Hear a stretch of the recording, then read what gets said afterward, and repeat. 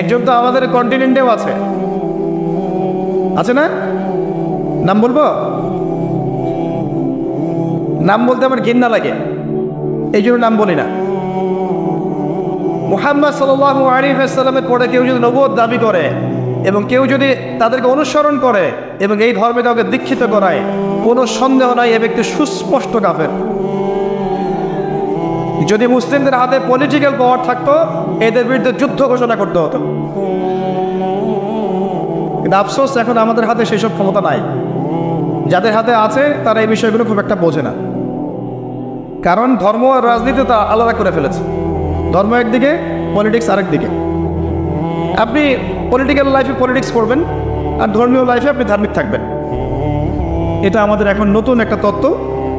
চলতে থাক, দেখা যাক কতদিন পর্যন্ত এগুলো চলতে পারে।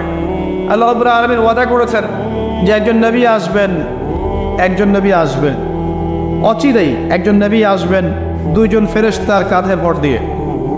সিরিয়ার দামেস্কে সাদা মসজিদের মিনারের উপরে তার চুল দিয়ে টকটক করে পানি পড়তে থাকবে, তার গায়ে একটু হলুদ রঙের জামা থাকবে, চুলগুলো থাকবে ব্রাউন কালারের, সিল্কি চুল, ব্রাউন কালারের।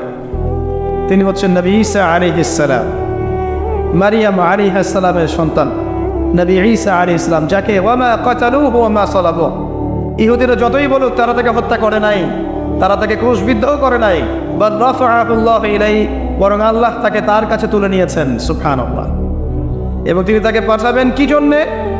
কারণ শেষ জামানায় ঈসা ইবনে মারিয়াম এই জেরুজালেম থেকে সারা বিশ্বকে শাসন করবেন এই কারণে।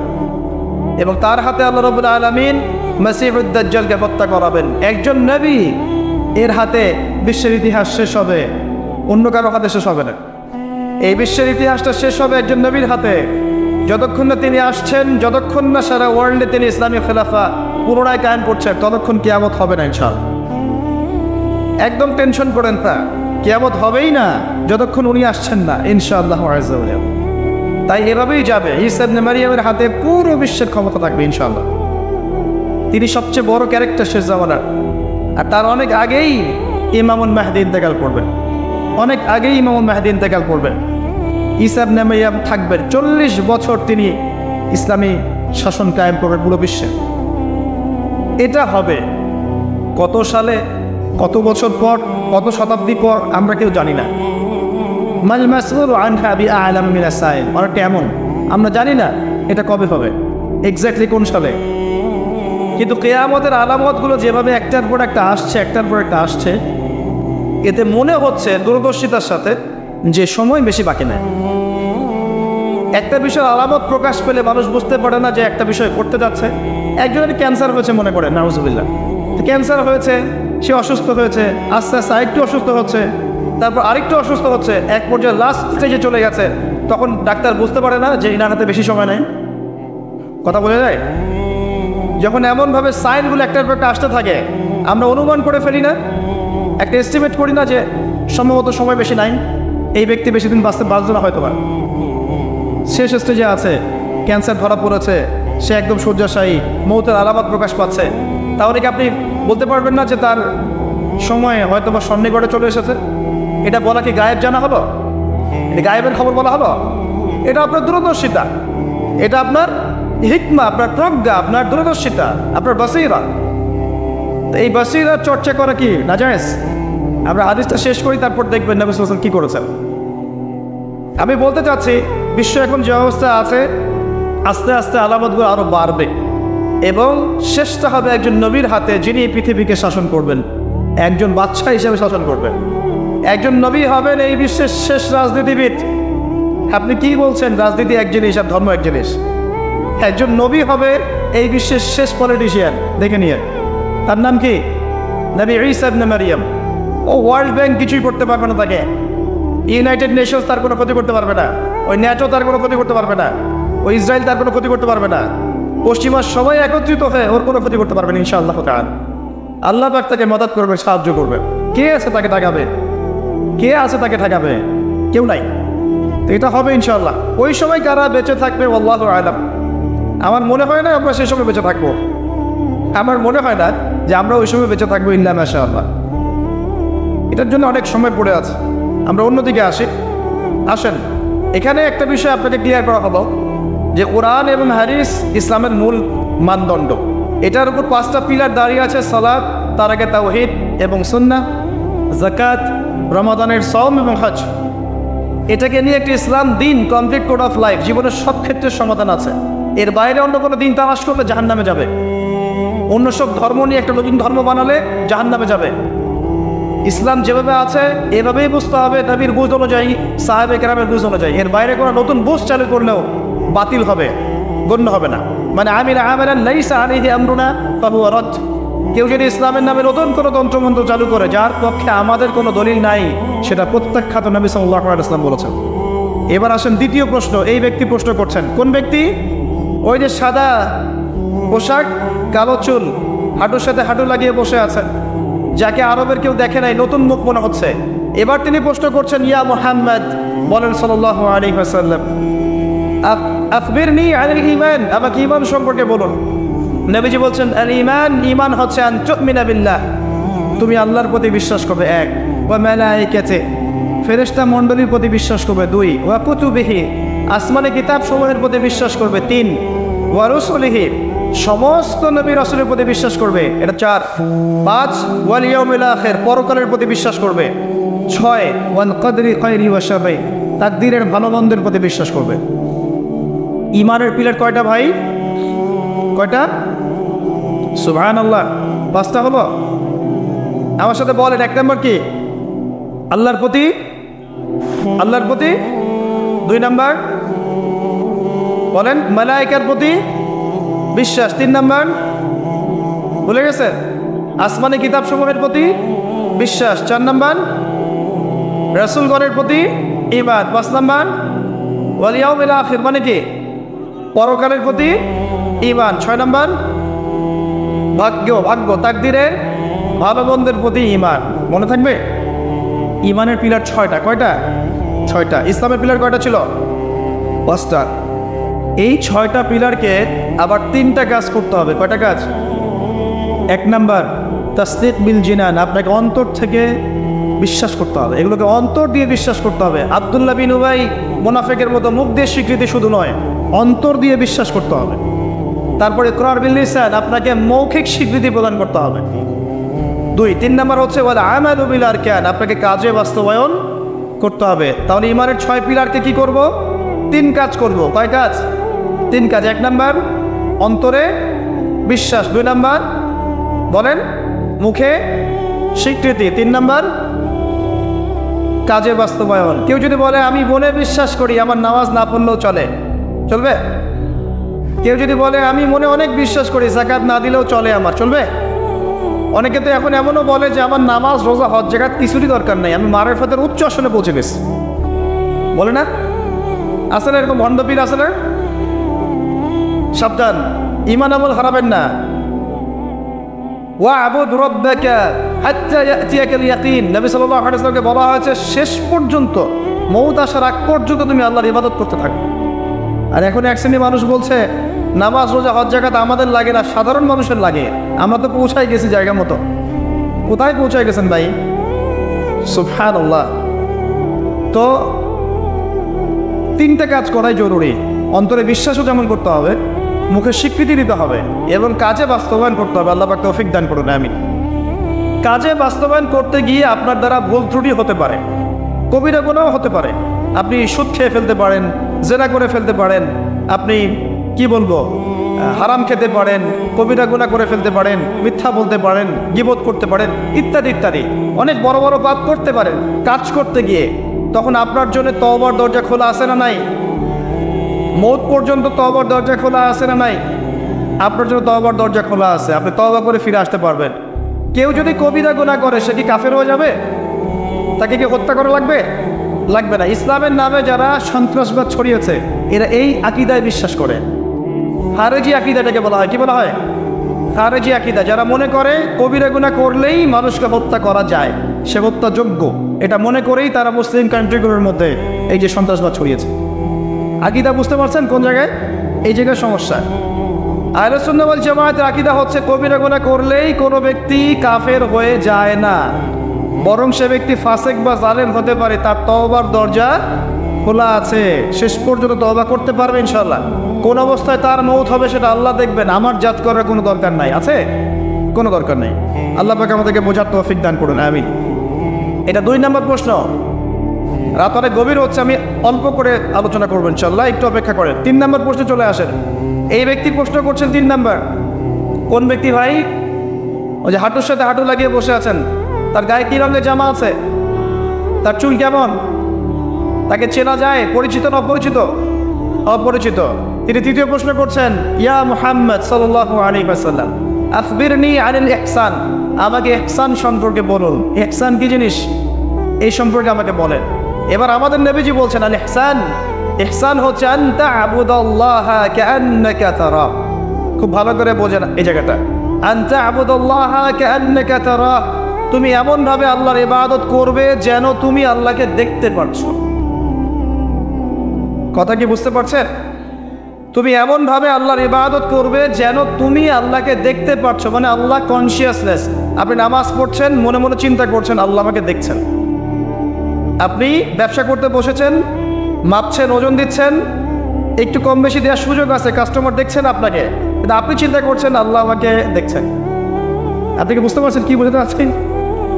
আপনাকে একটা বিল পাস করতে দেওয়া হয়েছে, আপনার সুযোগ আছে এখানে দুর্নীতি করার, আপনাকে টেবিলের তল দিয়ে টাকাও দেওয়া হয়েছে, আপনি নেওয়ার আগে চিন্তা করছেন যে আল্লাহ আমাকে দেখছেন।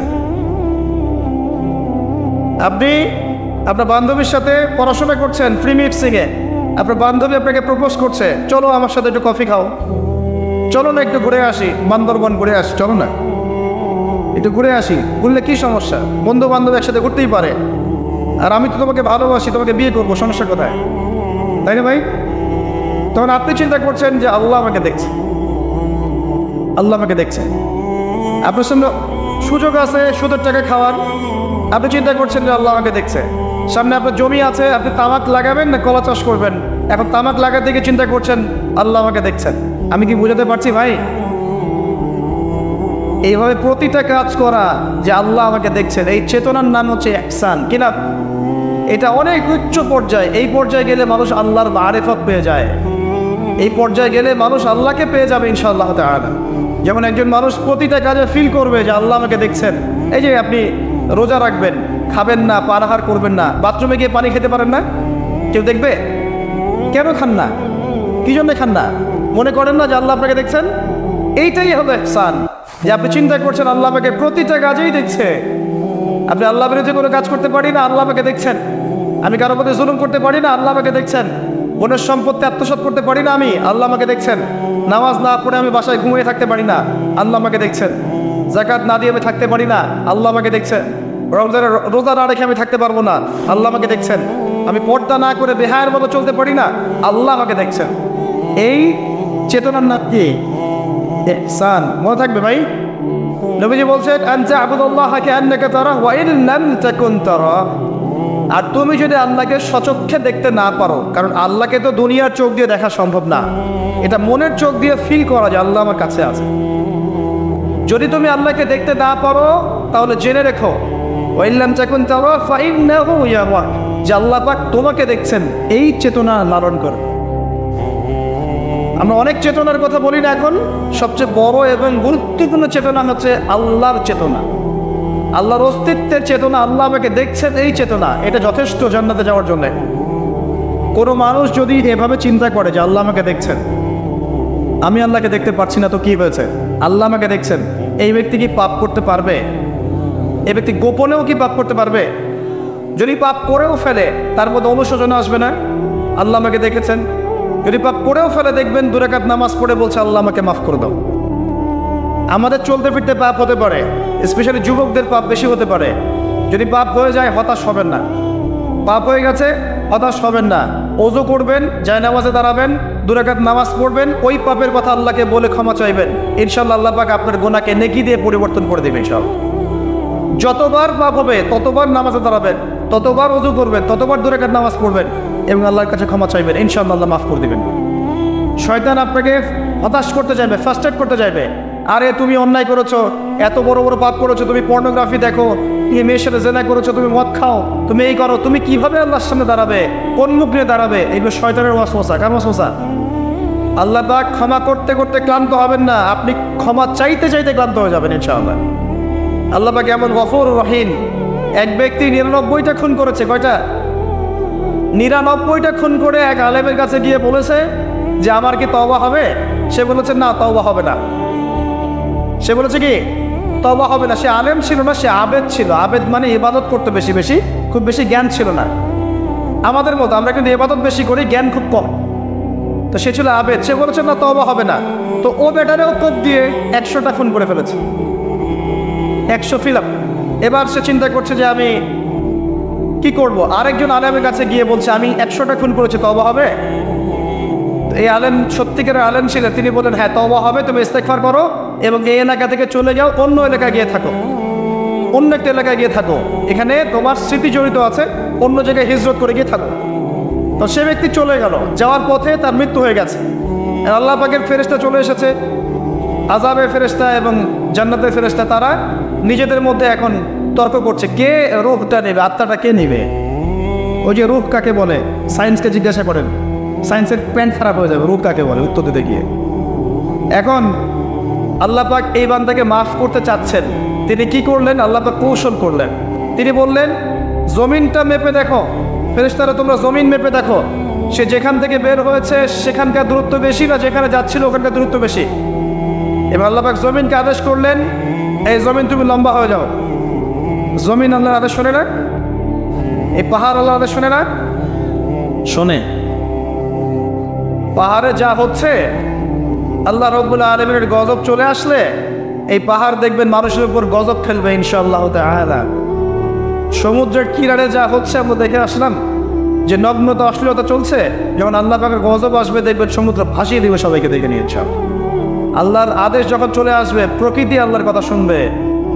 জমিনকে আল্লাহ বললেন লম্বা হয়ে যাও, জমিন লম্বা হয়ে গেল। এবার ফেরেশতারা মেপে দেখলো সে যেখানে যাচ্ছিল ওর পরিমাণটা বেশি। আল্লাহ পাক বললেন ওকে মাফ করে দাও, ওকে মাফ করে দেওয়া হল। 100 খুন করেছে, কতক্ষণ? এটা বলে আপনাকে আমি খুন করতে উৎসাহিত করছি না, কথা কি বুঝতে পারছেন? আমি আপনাকে খুন করতে উৎসাহিত করছি না, আমি বলছি আল্লাহ পাকের দয়া এত প্রশস্ত যে আপনি পাপ করলে হতাশ হবেন না, হতাশ হয়ে যাবেন না। এমন অনেক পাপ করে ফেলেছে আল্লাহ মাফ করবেন না, এমন চিন্তা করবেন না। আরেক ব্যক্তির ঘটনা আছে, এগুলো কিন্তু গল্প না, এগুলো বনী ইসরাঈলের কাহিনী, সত্যিকারের ঘটনা। আরেক ব্যক্তি এত বেশি পাপ করেছে যে নিশ্চিত যে আমি মারা গেলে জাহান্নামে যাব। এখন সে মওতের আগে তার সন্তানদেরকে বলছে যে আমি মারা গেলে আমার লাশটাকে পুড়িয়ে ফেলবা, লাশটা পুড়িয়ে ফেলে অর্ধেক ছাই বাতাসে ভাসিয়ে দিবা, অর্ধেক ছাই সাগরে ভাসিয়ে দিবা, অর্ধেক ছাই বাতাসে উড়িয়ে দিবা, অর্ধেক ছাই সাগরে ভাসিয়ে দিবা। সন্তানরা তাই করলো। আল্লাহ পাক সাগরকে বললেন ছাই জমা করে দাও, বাতাসকে বললেন ছাই জমা করে দাও। এরা ছাই জমা করে তাকে আবার পুনরুত্থিত করা হলো।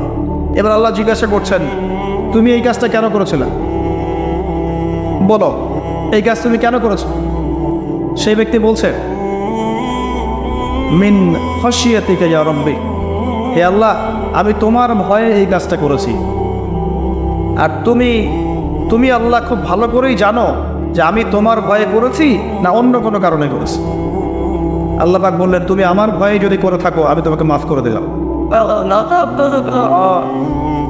একজন ব্যভিচারী নারী, প্রস্টিটিউট বোঝেন, পতিতা বোঝেন, পতিতা বা যৌনকর্মী যে শব্দগুলো বোঝেন?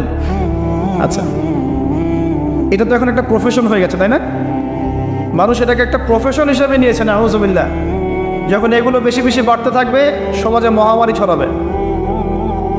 আমার মাস্ক ভাইরাস ঠেকাতে পারবে না তো। অশ্লীলতা বন্ধ করতে হবে, বেহায়াপনা বন্ধ করতে হবে, জেনা বন্ধ করতে হবে, তারপরে ভাইরাস কমবে ইনশাআল্লাহ। হাদিসে স্পষ্ট, যখন একটা কমের মধ্যে, কম বলতে এখন পুরো বিশ্বকে বোঝানো যায়, পুরো বিশ্বই একটা কম, গ্লোবাল ভিলেজ। যখন একটা জায়গার মধ্যে জেনা বেড়ে যায়, নোংরামি বেড়ে যায়, মদ পান করার প্রবণতা বেড়ে যায়, অশ্লীলতা বেড়ে যায়, জেনা বেড়ে যায়, এই যে ধর্ষণ বেড়ে যায়, ব্যভিচার বেড়ে যায়, অবৈধ যৌন সম্পর্ক বেড়ে যায়, তখন আল্লাহর পক্ষ থেকে এমন এমন আযাব আসে, এমন এমন রোগ আসে যেগুলো কখনো মানুষ নামও শোনে নাই। সমকালীন প্রেক্ষাপটটা মিলান, দেখবেন যে সারা বিশ্বে কীভাবে জেনা বেড়েছে। জেনা, পর্নোগ্রাফি, ধর্ষণ, পরকীয়ার, ব্যভিচার ঘরে ঘরে ঢুকে গেছে এখন। ঘরে ঘরে তো ভাইরাস ছড়াবে না তো কি ছড়াবে? কোরআন এবং সুন্নাহর আলোকে যদি আপনি পরিপূর্ণ জীবনযাপন করেন, বেশি বেশি কোরআন তেলাওয়াত করেন, আশা করা যায় আপনি কিছুটা হলেও সুস্থ থাকতে পারবেন ইনশাআল্লাহ। তবে একটা কথা মনে রাখবেন, যখন চতুর্দিকে ফিতনা, ফাসাদ এবং ফাসাদ, ফিতনা এবং আল্লাহর গজব ছড়িয়ে পড়ে, তখন ভালো মানুষরাও বাঁচতে পারবে না। বরং ভালো মানুষদেরকে আল্লাহ পাক আগে আগে সরাই দিবেন। তুমি মেয়ে একা একা ভালো ছিলা, মানুষকে তুমি ভালো কাজের আদেশ করো নাই কেন, অসৎ কাজে নিষেধ করো নাই কেন, তুমি আগে ধ্বংস হও, ওকে আগে ধ্বংস করে দিবে আল্লাহ পাক। আল্লাহ পাকের সুন্নাত এরকমই। যাই হোক, যেটা বলছিলাম, এক মহিলা এরকম প্রস্টিটিউট ছিল, পেশাবৃত্তি করে সংসার চালাতো, জীবন চালাতো। একদিন চলতে পড়তে দেখলো একটা কুকুর পানি পান করার জন্যে তৃষ্ণার্ত অবস্থায়, তার প্রায় মৃত্যু হয় না অবস্থা। তখন সেই মহিলা তার মোজাটা খুলে একটা কূপের নিচে নামিয়ে দিয়ে সেখান থেকে পানি উঠানো, উঠিয়ে এই কুকুরকে পানি পান করানো। আল্লাহ পাক এই ব্যভিচারী মহিলাকে, এই কুকুরকে পানি পান করানোর ওসিলায় মাফ করে জান্নাতে দিয়ে দিয়েছে। আমি এই কথাটা বোঝাতে চাচ্ছিলাম যে পাপ হয়ে গেলে, চলতে পথে ইমান নিয়ে চলতে পথে গিয়ে পাপ হয়ে গেলে হতাশ হবেন না। ওযু করবেন, নামাজে দাঁড়াবেন, ক্ষমা চাইবেন, আবারও শুরু করবেন। পারবেন না ইনশাআল্লাহ? আল্লাহ পাক তৌফিক এনায়েত করুন, আমিন। এরপরে ওই ব্যক্তি 4 নম্বর প্রশ্ন করছে, আমরা এদিকেই আসছি শেষের দিকে। এবার 4র্থ প্রশ্ন সে ব্যক্তি করছে যে আখবিরনি আনিস সাআহ, হে মুহাম্মদ সাল্লাল্লাহু আলাইহি ওয়াসাল্লাম, আমাকে কিয়ামত সম্পর্কে বলুন। সাআহ মানে হচ্ছে কিয়ামত, আমাকে কিয়ামত সম্পর্কে বলেন। এবার নবীজি বলছেন, মাল মাসউলু আনহা বিআ'লাম মিনাস সাইল। নবীজি বলছেন সাল্লাল্লাহু আলাইহি ওয়াসাল্লাম, যে প্রশ্ন আপনি করেছেন এই ব্যাপারে প্রশ্নকারী উত্তরদাতা উভয়ের জ্ঞানীর সমান, কেউ কারো চেয়ে বেশি জানে না। মানে কেউই জানে না কবে কিয়ামত হবে, এটা তিনি বোঝাতে যাচ্ছেন। এবার সেই ব্যক্তি আরও একটা প্রশ্ন করছে, ফাখবিরনি আন আমারাতিহা। যদি আপনি এক্স্যাক্টলি বলতে না পারেন কোন দিন কিয়ামত হবে, তাহলে অন্তত এতটুকু বলেন যে কিয়ামতের আলামতগুলো কি কি, যেটা আপনারা প্রশ্ন করতেছেন, আবার যেটা আপনাকে আমি টপিক দিয়েছেন, কিয়ামতের আলামতগুলো কি কি, এটা প্রশ্ন করেছেন এই ব্যক্তি নবী সাল্লাল্লাহু আলাইহি ওয়াসাল্লামকে। এবার আল্লাহ রাসূল সাল্লাল্লাহু আলাইহি ওয়াসাল্লাম এই হাদিসের মধ্যে মাত্র 2টা আলামত বলেছেন। কয়টা? মাত্র 2টা আলামত, কিন্তু শত শত আছে। নবীজি মাত্র 2টা বলেছেন, জীবনের শেষের দিকের হাদিস এটা। 1 নাম্বার তিনি বলেছেন, ওয়ান তালিদাল আমাতু রাব্বাতুহা। যখন তোমরা দেখবে, হে মানব জাতি, যখন তোমরা দেখবে যে দাসী তার মনিবকে জন্ম দিচ্ছে, দাসী তার মালিককে জন্ম দিচ্ছে, দাসী তার মালিককে জন্ম দিচ্ছে, আপনি কি কিছু বুঝলেন দাসী কেমন করে তার মালিককে জন্ম দিবে? কিভাবে দিবে? দাসী কিভাবে তার মালিককে জন্ম দিতে পারে? কয়েকটা ব্যাখ্যা আছে, আমি 3টা ব্যাখ্যা আপনাকে বলছি। 1 নম্বর ব্যাখ্যা হচ্ছে, এটা হচ্ছে উল্টা বোঝানো হচ্ছে, উল্টা। দাসী মনিবকে জন্ম দেয় না সচরাচর। শেষ জামানায় কিয়ামতের আগে আগে সমাজের ন্যায় অন্যায়, ভালো মন্দ, হক বাতিল ইত্যাদির মানদণ্ড উল্টে যাবে। মানুষ ন্যায়কে মনে করবে অন্যায়, অন্যায়কে মনে করবে ন্যায়। মানুষ সত্যকে মনে করবে মিথ্যা, মিথ্যাকে মনে করবে সত্য। সত্যবাদীকে বলবে মিথ্যাবাদী, মিথ্যাবাদীকে বলবে পরম সত্যবাদী। খেয়ানতকারীকে বলবে আমানতদার, আমানতদারকে বলবে চরম খেয়ানতকারী। সমাজের অবস্থা এমন হয় নাই? সুবহানাল্লাহ। এটা হচ্ছে আখিরুজ্জামানের কোন সাইনের জন্য অপেক্ষা করছেন? এগুলাই। আনতালিদাল আমাতু রাব্বাতুহা, এটা একটা ব্যাখ্যা। আরেকটা ব্যাখ্যা হচ্ছে পিতা মাতার সাথে দাস দাসীর মতো আচরণ করা হবে। এটা হচ্ছে না এখন? এটাও শেষ জামানার হাদিসে এসেছে যে মানুষ সম্পত্তির জন্য পিতাকে হত্যা করবে, সন্তান সম্পত্তির জন্য মাকে হত্যা করবে, ভাই ভাইকে হত্যা করবে, বোন বোনকে হত্যা করবে, এবং প্রতিবেশী প্রতিবেশীকে হত্যা করবে। এই পরিস্থিতি নাই ভাই? দেখতে পান না চারপাশে? এগুলো দেখার জন্য কি খুব বেশি ডিগ্রি সার্টিফিকেটের দরকার আছে? অনেক বড় আলেম হওয়ার দরকার আছে? 2 চোখ দিয়ে দেখতে পারেন না? পিএইচডি করার দরকার আছে? আপনি এমনি বুঝতে পারবেন, যদি আপনার মধ্যে সামান্য পরিমাণ দূরদর্শিতা থাকে আপনি বুঝতে পারবেন। এটাই হচ্ছে সমাজের সিচুয়েশন। যেই মায়ের পায়ের নিচে জান্নাত, সেই মাকে এখন সম্পত্তির জন্য হত্যা করা হয়। যেই বাবার সন্তুষ্টিতেই সন্তানের জান্নাত, ওই বাবাকে বৃদ্ধাশ্রমে রেখে আসা হয়। ওই যে লাইভে এসে আত্মহত্যা করে যায় আমাদের, সুবহানাল্লাহ সুবহানাল্লাহ। যেই বাবা মা সারাটা জীবন নিজে খেয়ে না খেয়ে সন্তানকে লালন পালন করে, শেষ বয়সে এই বাপ মাকে দেখার কেউ থাকে না। নিজে যখন হাঁটতে পারতো না, বাবা ওর হাত ধরে হাঁটায়। বাবা যখন হাঁটতে পারে না, বাবার হাতে একটা লাঠি ধরায় দেয়, ও হাত ধরে হাঁটাতে পারে না। সন্তান হিসেবে আমরা এখন অপদার্থ, নোংরা প্রজন্ম। এই যে বুদ্ধি প্রতিবন্ধী টিকটক প্রজন্ম, না জানে বাপের সম্মান, না জানে মায়ের সম্মান, না জানে বাপ কি জিনিস, না জানে মা কি জিনিস। যাদের বাবা মা নাই তারা জানে বাবা মা কি জিনিস।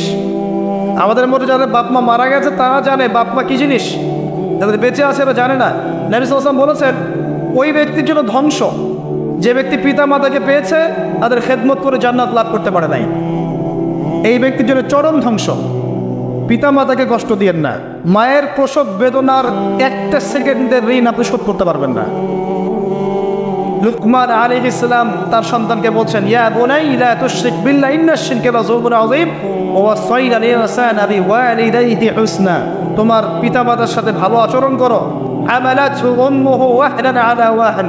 তোমার মা তোমাকে কষ্টের পর কষ্ট লালন করে সহ্য করে এই যে প্রসব করেছে। ওয়াফিসালুহু ফি আমাইন, 2 বছর দুধ পান করিয়েছে। এই ঋণ শোধ করতে পারবে কেউ? আল্লাহ পাক আমাদেরকে বোঝার তৌফিক দান করুন। আল্লাহ পাক আমাদেরকে পিতা মাতার খেদমত করার তৌফিক দান করেন, আমিন। আনতালিদাল আমাতু রাব্বাতুহা, দাসী মনিককে জন্ম দিবে মানে দাস দাসীর মতো আচরণ করা হবে পিতা মাতার সাথে। এটা এখনকার সাইন। আপনি এই বিশ্বের দিকে তাকান, দেখেন কি হচ্ছে। আরেকটা ব্যাখ্যা কি হতে পারে, এটা আমি এখন করতে পারবো। এই ব্যাখ্যা আজকে থেকে 500 বছর আগে করা সম্ভব ছিল না। সত্যি সত্যি দাসী মনিককে জন্ম দিবে। কিভাবে? মনে করেন একটা রাষ্ট্রের নাম সিঙ্গাপুর। কি নাম? আচ্ছা, ওইখানকার মেয়েরা খুবই আধুনিক, ফ্যামিনিস্ট। ফ্যামিনিস্ট মানে হচ্ছে নারীবাদী। নারী পুরুষের কোনো ভেদাভেদ নাই, কাঁধে কাঁধ মিলিয়ে সব করবো, ওকে ফাইন। এখন তারা তাদের কেরিয়ারের পিছনে ছোটে। সকালবেলা উঠেই জব এবং চাকরি, কেরিয়ার ইত্যাদি ইত্যাদি। বিয়ে শাদী করেছে, ফর্মালিটিস করতে হয়। কেউ কেউ আবার ওই লিভ টুগেদার থাকে, কেউ কেউ মেয়ে মেয়েকে বিয়ে করে ইত্যাদি ইত্যাদি। কেউ ছেলে ছেলেকে বিয়ে করে, এমনও চলছে এখন আর কি। তো কেউ কেউ আবার ভুল করে বিয়ে করে ফেলেছে। এখন সন্তান হয়ে গেছে, একটা সন্তানকে তো মানুষ করার সুযোগ নাই, সন্তানকে ডে কেয়ার সেন্টারে দিয়ে এসেছে। আবার কারো কারো সন্তান নেওয়ার মতো সময়ই নাই, ক্যারিয়ার নিয়ে ব্যস্ত। কথা বুঝতে পারছেন? সন্তান 7 মাস 9 মাস পেটে ধারণ করব, আবার এই সিজার বা নর্মাল ডেলিভারি, আরও 2 বছর কষ্ট ইত্যাদি ইত্যাদি। দরকার কি সন্তান নেওয়ার? কী করা যায়? দরিদ্র দেশগুলো থেকে মেয়েকে হায়ার করা।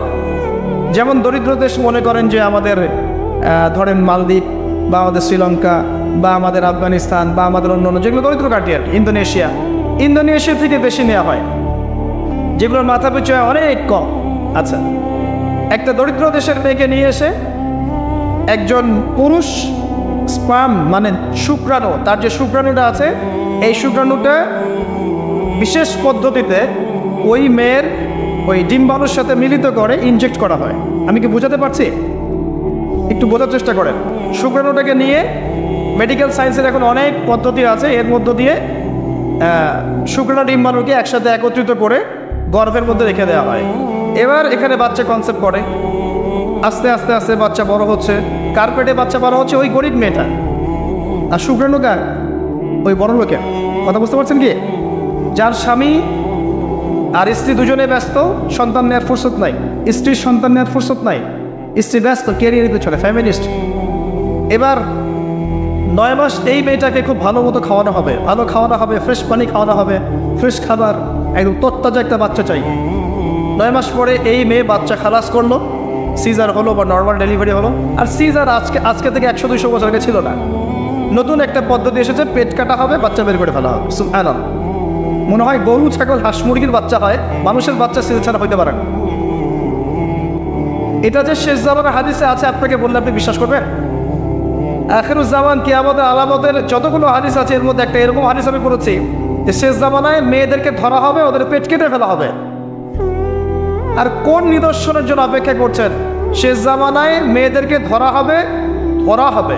মেয়ে রাজি না থাকলেও বোঝানো হবে সিজার না করতে বাচ্চা বাঁচবে না। মেয়ে রাজি না থাকলেও, পরিবার রাজি না থাকলেও বোঝানো হবে বিজনেস, যে সিজার না করলে আপনার মেয়েকে বাঁচানো যাবে না, আপনার সন্তানকে বাঁচানো যাবে না, পরিস্থিতি খুবই খারাপ।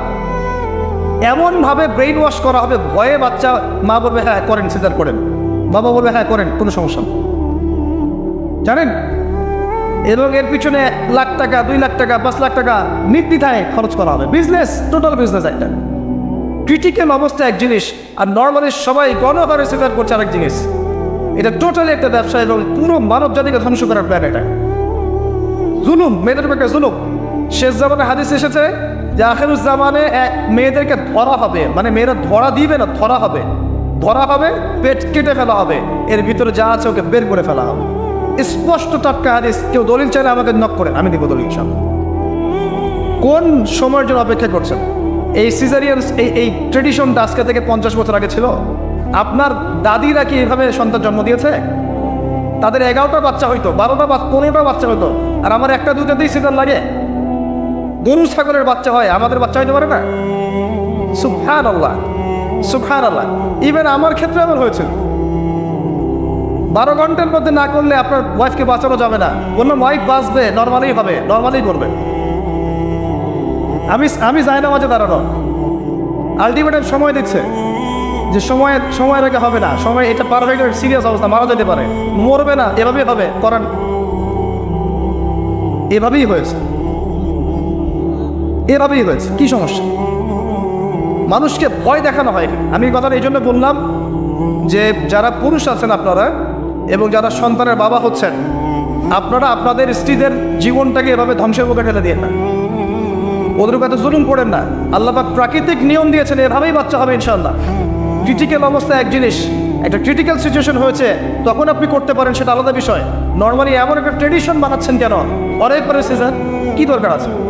আশ্চর্য একটা ব্যাপার, আশ্চর্য। এরপরে দেখবেন আরো 2 বছর তাকে এই বোঝা বয়ে বেড়াতে হয়। যাই হোক, হাদিসের মধ্যে আসেন, এই যে বাচ্চাটাকে জন্ম দিল এই মেয়েটা, গরিব মেয়েটা, এবার এই মেয়েটাকে কিছু ডলার দেওয়া হলো। তুমি 9 মাস গর্ভধারণ করেছো, গর্ভধারণ করেছো, তোমাকে পারিশ্রমিক দেওয়া হলো, বাচ্চাটা আমাকে দাও, তুমি বিদায় নাও। এই মেয়ে পারিশ্রমিক নিয়ে চলে আসলো। এখন এই যে বাচ্চাটা জন্ম নিল, এই বাচ্চাটা কার বাচ্চা? দাসীর না মনিবের? কার? কার শুক্রাণু আছে? এই হচ্ছে হাদিসের ব্যাখ্যা। এখন পড়তে পারবেন আপনি ব্যাখ্যা। আজকে থেকে 500 বছর আগে এই ব্যাখ্যা করতে পারতেন না, কারণ এই ফিতনা 500 বছর আগে ছিল না। ছিল না। এই যে দাসী তার মনিবকে জন্ম দিয়ে চলে গেল। নবী সাল্লাল্লাহু আলাইহি ওয়াসাল্লাম 1400 বছর আগে বলেছেন এমন একটা সময় আসবে দাসী মনিবকে জন্ম দেবে। চিন্তা করেন আর কতটুকু সময় বাকি আছে আপনার হাতে, আপনিই ভাবতে থাকেন। আমি তো বেশি বললে সমস্যা, হজম হয় না কিছু মানুষের। খালি চোখ কান বন্ধ করে খাও দাও, ঘুমাও, 5 ওয়াক্ত নামাজ পড়ো, ব্যাস না। যখন সমস্যা আসবে তখন দেখা যাবে, এমন ভাব মানুষের। আর মনে করেন যে চাঁদ এবং পৃথিবী আছে একটা এই যে গ্রহণের মধ্যে। এখন অন্য একটা গ্রহাণু আসছে পৃথিবীর দিকে, ধেয়ে আসছে। অনেক সময় দেখা যায় না খবরে, ধেয়ে আসছে গ্রহাণু, দেখা যায় না? ধরেন ধেয়ে আসছে এবং বিজ্ঞানীরা নিশ্চিতভাবে বললো যে আগামী 10 বছরের মধ্যে এটা লেগে যাবে, আগামী 10 বছরের মধ্যে এটা পৃথিবীতে এসে পড়বে, বা 10 ঘন্টা পর পড়বে, বা 10 মাস পর পড়বে, এমনটা বলে দিল বিজ্ঞানীরা। এখন আপনি কি করবেন? আচ্ছা যখন আসবে তখন দেখা যাবে, যখন আসবে তখন দেখা যাবে, এত ব্যস্ত হওয়ার কিছু নাই, ঘুমাও, খাও, ফুর্তি করো, যেমন দিনকাল যাচ্ছে যাক, কোনো সমস্যা নেই। এখন আরেক দল মানুষ চিন্তা করছে ওই গ্রহাণুটাকে কীভাবে সরিয়ে দেওয়া যায়, সরিয়ে দিয়ে পৃথিবীকে যেমন করে বাঁচানো যায়। কারা বেশি স্মার্ট?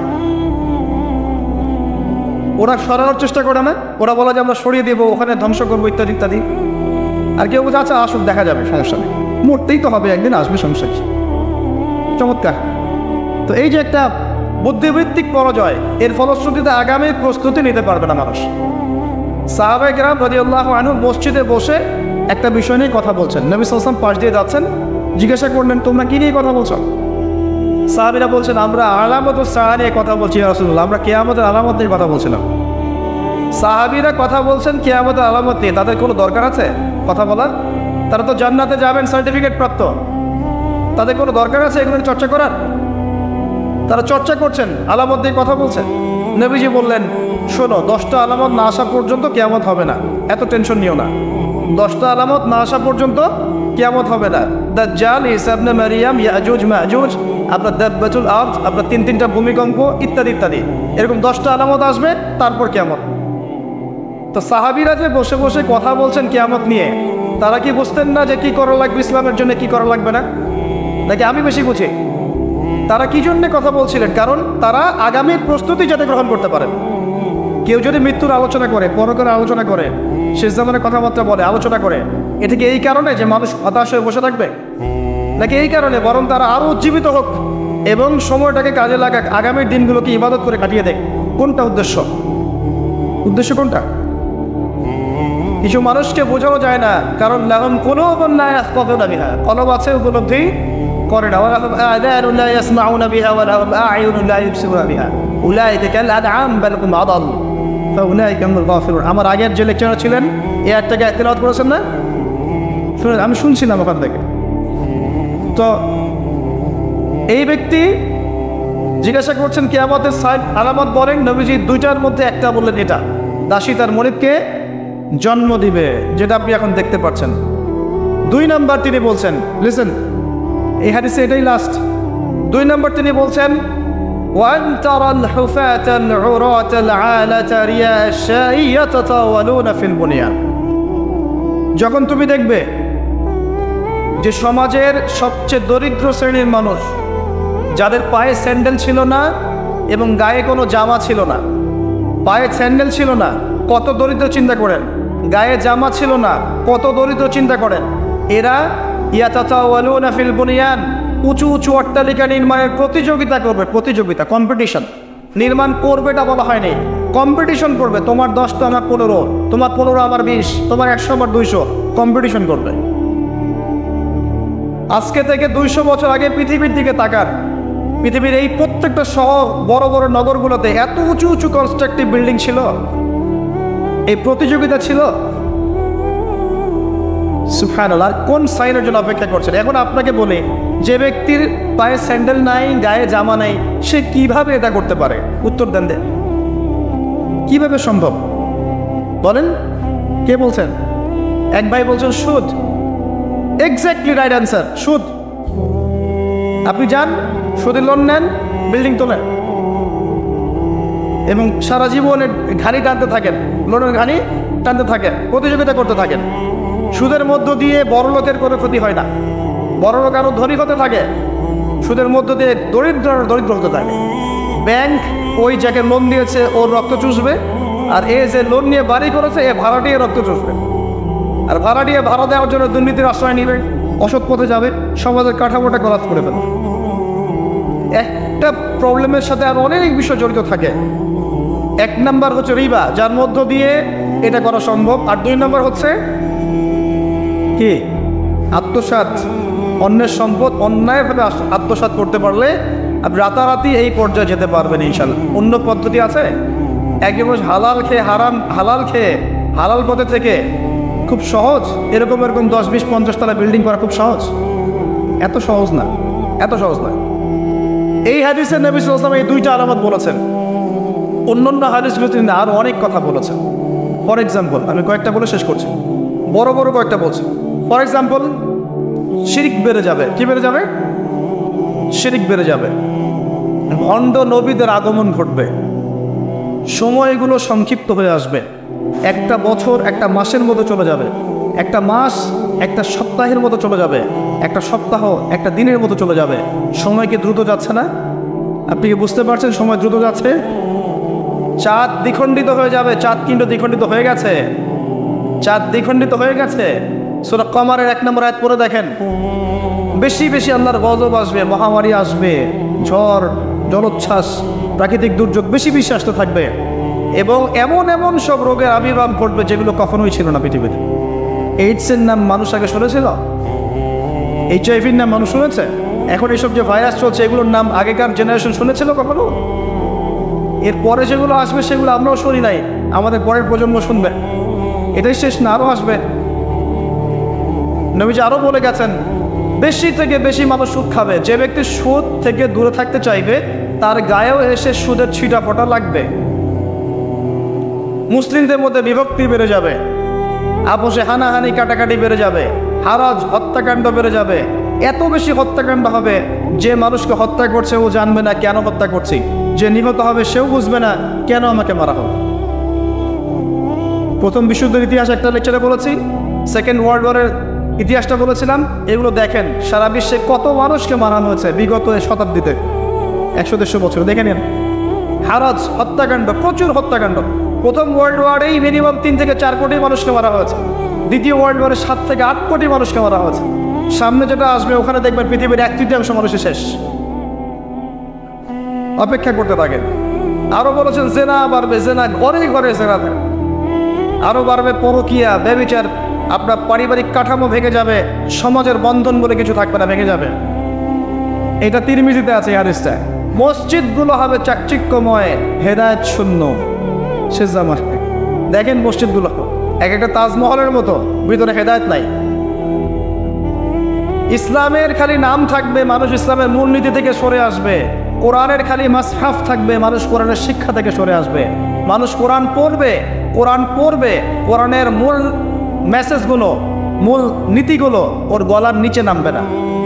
হাদিস, মানুষ কোরআন পড়বে, কোরআনের শিক্ষাগুলো গলার ভিতরে ঢুকবে। আচ্ছা না, এখন আপনি দেখেন কত মানুষকে দেখবেন কোরআন পড়তে জানেই না অর্থ কি জিনিস। আর যদি কেউ বলে অর্থ পড়ার দিকে উৎসাহিত করে, অর্থ পড়া উচিত, অর্থের দিকে যান, বলবে ওকে আবার বিতর্কিত করা শুরু করে দিই। মানুষকে তো উৎসাহ দেওয়া দরকার যে আপনারা অর্থ পড়েন, তাহলে কোরআনের মূল মেসেজটা বুঝতে পারবেন। একজন আলেমের কাজ কি? মানুষকে কোরআনের মূল মেসেজটা শিক্ষা দেয়া, উৎসাহিত করা। আপনি তেলাওয়াত করলে তো নাকি পাবেনই, অবশ্যই প্রত্যেক হরফে 10 নাকি পাবেন, কিন্তু তেলাওয়াত করলেই কি অর্থ বুঝতে পারবেন? অর্থ না বুঝলে কি ভিতরের কথাগুলো হজম করতে পারবেন, শিখতে পারবেন? এটা বোঝার জন্য কি লাগে ভাই? সামান্য কমন সেন্স যথেষ্ট। নবীজি বলেছেন জেনা বাড়বে এবং নারীদের সংখ্যা বাড়বে, মেয়েদের সংখ্যা বাড়বে। মেয়েদের সংখ্যা বাড়তে থাকবে। এমন একটা সময় আসবে প্রত্যেক একজন পুরুষের জন্য 40 জন মহিলার দায়িত্ব চলে আসবে। স্ত্রী না ভাই, হয়তো খুশি হওয়ার দরকার নেই, স্ত্রী কথা বলা হয়নি। 40 জন মহিলার দায়িত্ব চলে আসবে। আপনার মা, বোন, খালা, ফুফু সব মিলে দেখবেন 40টা ফ্যামিলি আপনাকে টানতে হচ্ছে, আপনি একজন পুরুষ। আস্তে আস্তে এগুলো বাড়ছে না? বাড়ছে। মহিলারা পুরুষদের পোশাক পরবে আর পুরুষেরা মহিলার পোশাক পরবে, এটা বড় সাইন। আরেকটা সাইন আছে যে মহিলারা এমন পোশাক পরে রাস্তাঘাটে ঘুরবে যেই পোশাক পরেও তারা নগ্ন থাকবে। নিসাউন কাসিয়াতুন আরিয়াহ মুইলাতুন মামিলাত। আখির জামানে এক শ্রেণীর নারী বের হবে যারা পোশাক পরেও নগ্ন থাকবে, অন্যকে আকৃষ্ট করবে, অন্যের দিকে নিজেও আকৃষ্ট হবে। আপনাদের এখানে এই ট্রেডিশন নাই? বলতে থাকলে ভাই রাত শেষ হয়ে যাবে, আমি আলোচনা গুটিয়ে নেওয়ার চেষ্টা করছি। মূল কথা হচ্ছে ভাই যে আলামতুস সাআ নিয়ে কথা বললে অনেক কথা বলা যায়। মূল বিষয়টা হচ্ছে আমাদের ইসলামের বেইজ, ইসলামের পিলার। মূল বিষয় হচ্ছে ঈমান, মূল বিষয় হচ্ছে ইহসান এবং আগামীর বিশ্ব সম্পর্কে সচেতনতা। যখন আমি দেখছি যে একটার পর একটা আলামত আসতেই আছে এবং যেতেই আছে, এবং এই বিশ্ব যা দেখছে আগামী বিগত বিশ্বটা দেখে নাই, তখন আমাদের উচিত প্রথমত সতর্ক হওয়া। প্রথম কাজ কি করা উচিত? সতর্ক হওয়া উচিত। তারপর তওবা করা উচিত, খালেস তওবা করে ফিরে আসা উচিত। যারা নামাজ পড়ি না, নামাজ ধরা উচিত। যারা নামাজ পড়ি, জামাতে নামাজ পড়া উচিত। আমাদের উচিত হালাল রিজিক অন্বেষণ করা। আমাদের উচিত জ্ঞান অর্জন করা, পড়াশোনা করা, কোরআন হাদিস পড়াশোনা করা, গবেষণা করা, স্টাডি করা এবং সন্তানদেরকে এগুলো শেখানো। আমাদের উচিত মানব সেবায় কাজ করা, উচিত আদর্শ পরিবার গঠন করার চেষ্টা করা, যুব সমাজকে দিনের ভালো ভালো কথাগুলো বলা, ওদেরকে হারাম পথ থেকে ফিরিয়ে আনার চেষ্টা করা, মা বোনদেরকে পর্দায় রাখার চেষ্টা করা, এবং আমাদের কাছে যতটুকু সামর্থ্য আছে আমাদের জান মাল, সময়, শ্রম, কথা, আমাদের কলম ইত্যাদি এগুলোকে দিয়ে দ্বীন ইসলামের খেদমত করার চেষ্টা করা, যাতে আগামী দিনে যে বিশ্বটা আসবে ওই বিশ্বে আমাদের সন্তানরা ইসলাম নিয়ে বাঁচতে পারে।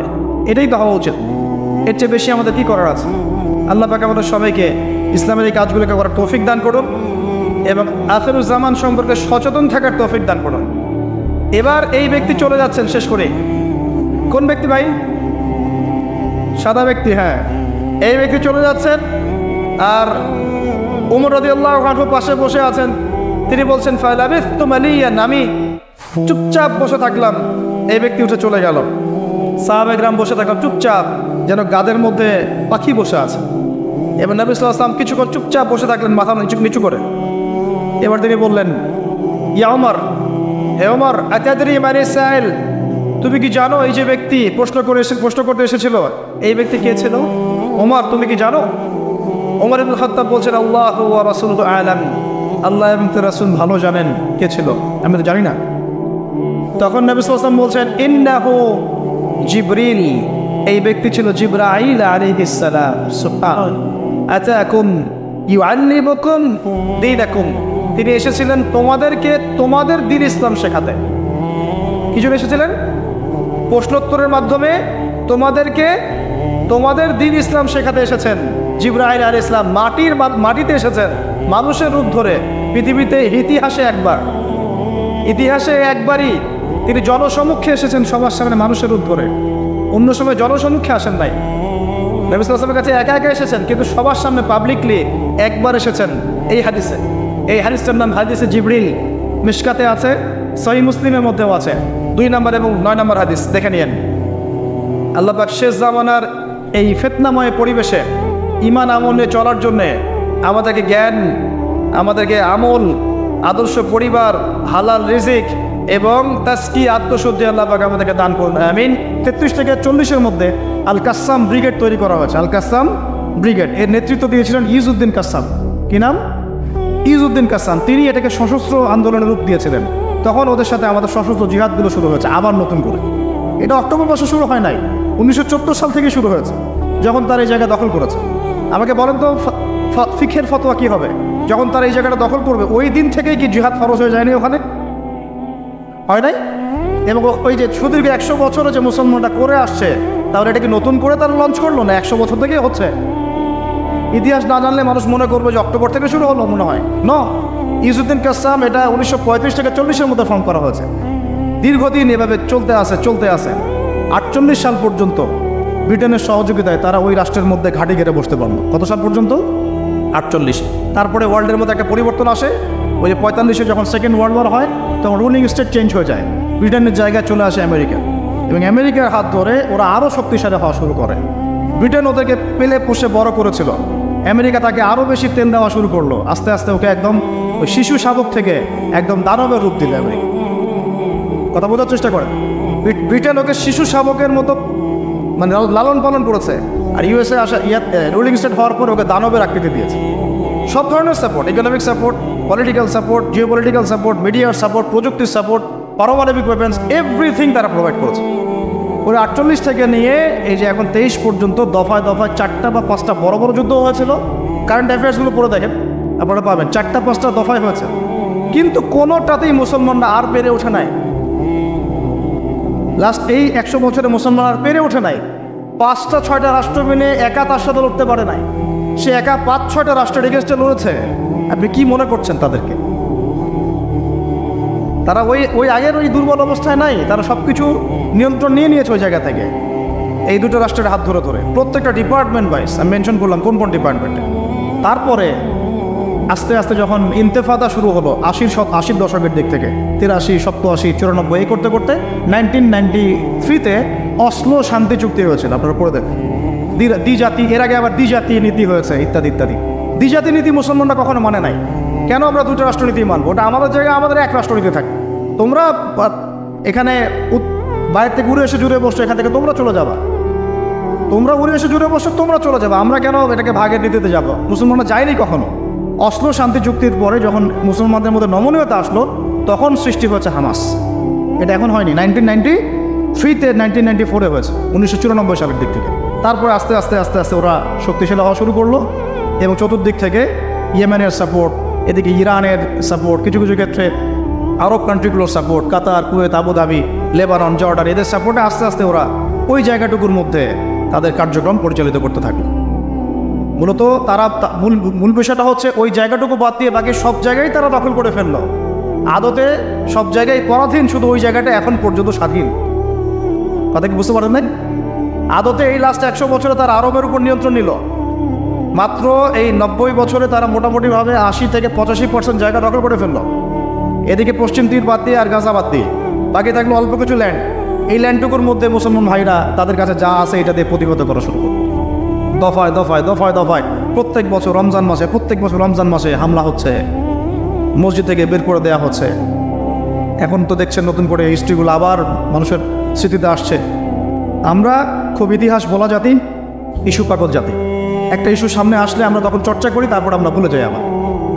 ঠিক আছে, আমরা কনফারেন্স করলাম, অনেক কিছু করলাম, লেখালেখি করলাম, ফেসবুক কাঁপাই দিলাম, দেখেন আস্তে আস্তে সব ঠান্ডা হয়ে গেছে।